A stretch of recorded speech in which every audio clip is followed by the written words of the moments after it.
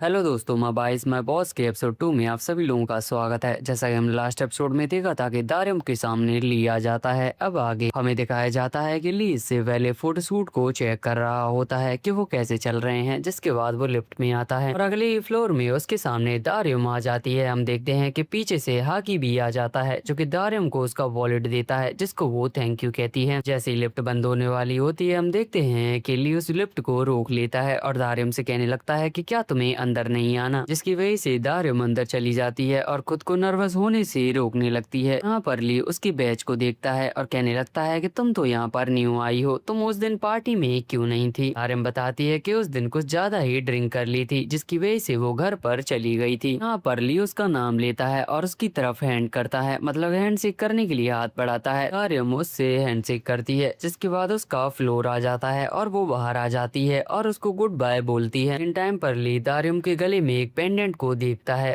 और वहां से निकल जाता है। दारिम भी इस टाइम पर बहुत ज्यादा खुश होती है क्योंकि पहली बार वो अपने आइडल से हाथ मिलाई थी और इतनी क्लोज में थी। नीचे पार्किंग में हम ली को देखते हैं जो कि अपने हाथ की तरफ देखता है और हम देखते हैं कि सेम पेंडेंट उसके हाथ में होता है और हमें कुछ साल पहले का सीन दिखाया जाता है। यहाँ पर हम ली को देखते हैं जो कि एक DIY शॉप में होता है। यहाँ पर वो ये पेंडेंट बना रहा होता है। सेम टाइम पर हम दारिम को देखते हैं जो कि इस टाइम पर स्कूल में होती है और यहाँ पर वो अपने लिए एक पेंडेंट लेने के लिए आई हुई होती है। दारिम यहाँ पर इसी पेंडेंट को देखती है और कहने लगती है कि ऐसा सिग्नेचर तो उसका आइडल करता है। और ये सारी बातें ली सुन रहा होता है। जो ऑनर होता है वो कहने लगता है कि ये पेंडेंट बेचने के लिए नहीं है। दारिम यहाँ पर ये भी बताती है कि आज उसका बर्थडे है, लेकिन जो ऑनर होता है वो कहने लगता है कि हम इस पेंडेंट को नहीं बेच सकते, जिसकी वजह से दारिम वहाँ से चली जाती है। अब हम प्रेजेंट में आ जाते हैं और ली ये सब सोच रहा होता है। हेड में हम दारिम को देखते हैं जो कि सड़क पर होती है और ली के इस पोस्टर को देखकर बहुत ज्यादा खुश हो रही होती है। जिसके बाद हम उसको घर पे देखते हैं जहाँ पर उसकी दोनों दोस्त भी होती हैं। तो वो सभी लोग बहुत ज्यादा खुश होते हैं क्योंकि दारिम ने अपने फेवरेट आइडल से हाथ मिलाया है। दारिम कहने लगती है कि पहली बार मैं अपने सेलिब्रिटी से मिली थी। ये सुनने पर उसकी दोस्त कहने लगती है, लेकिन तुमने तो बताया था कि तुम्हें तुम्हारा ये नेकलेस तुम्हारे सेलिब्रिटी ने ही दिया था। और हमें फिर से वही सीन दिखाया जाता है जहाँ पर हम देखते हैं कि वो पैदल चल के जा रही होती है। तभी पीछे से ली चल कर आता है। यहाँ पर वो उसको हैप्पी बर्थडे विश करता है और उसको वही पेंडेंट गिफ्ट में देता है और वहाँ से ही चला जाता है। जहाँ पर वो मास्क और कैप लगाया हुआ रहता है, जिसकी वजह से दारिम को समझ नहीं आता कि वो पर्सन कौन है। प्रेजेंट में दारिम कह रही होती है कि उसकी वॉइस भी इसके जैसी ही थी, मतलब कि ली की जैसी ही। अगले दिन दारिम को हम ऑफिस में देखते हैं जहाँ पर उसे पता चलता है कि एक प्रोजेक्ट के चलते किसी एक पर्सन को एब्रॉड जाना होगा, मतलब कि न्यूयॉर्क जाना होगा। दारिम को यहाँ पर ये भी पता चलता है कि उस प्रोजेक्ट के चलते वहाँ पर ली भी जाएगा और ये जानने के बाद वो बहुत ज्यादा खुश हो जाती है। लेकिन टीम लीडर से उसे पता चलता है कि किसी एक पर्सन को चूज करने वाला कोई और नहीं हागी है। ये जानने के बाद बुद्ध की हो जाती है। जिसके बाद हम उसको घर पे देखते हैं। दारिम खुद से कहने लगती है कि मैं ऐसे ही फेल नहीं हो सकती, मैं अपने बॉस को मना लूंगी। और अगले दिन वो टीम लीडर से बात करने लगती है और हागी के बारे में पूछती है कि उसे क्या क्या पसंद है। सबसे पहले वो हागी के लिए कॉफी लेके जाती है, जिस पर वो कहता है कि वो सिर्फ एक ही बार कॉफी पीता है। सेकंड टाइम वो छत पे होता है जहाँ पर वो उसे कंपनी देने के लिए जाती है, लेकिन वो उसके सामने खड़ी हुई होती है, जिस पर हागी कहता है कि मुझे व्यू नहीं दिख रहा, तुम साइड से हट जाओ। दारिम का ये मिशन भी फेल हो जाता है, जिसके बाद वो उसकी तारीफ करती है, जिस पर वो कहता है कि ये शर्ट मैं कल से ही पहना हूँ। लेकिन हम देखते हैं कि हागी कांच में जाके खुद की शर्ट को देखने लगता है और खुश होता है क्योंकि दारिम ने उसकी तारीफ की थी।